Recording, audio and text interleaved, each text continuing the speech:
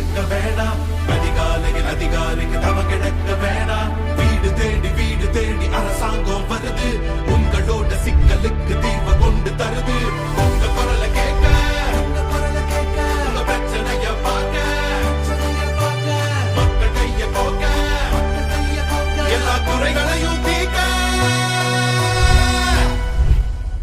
உங்களுடன் ஸ்டாலின். இது வேண்டான திட்டம், உங்களோட சேர்ந்து இந்த நாடே கைய தட்டும். உங்களுடன் ஸ்டாலின், இது வேண்டான திட்டம், உங்களோட சேர்ந்து இந்த நாடே கைய தட்டும்.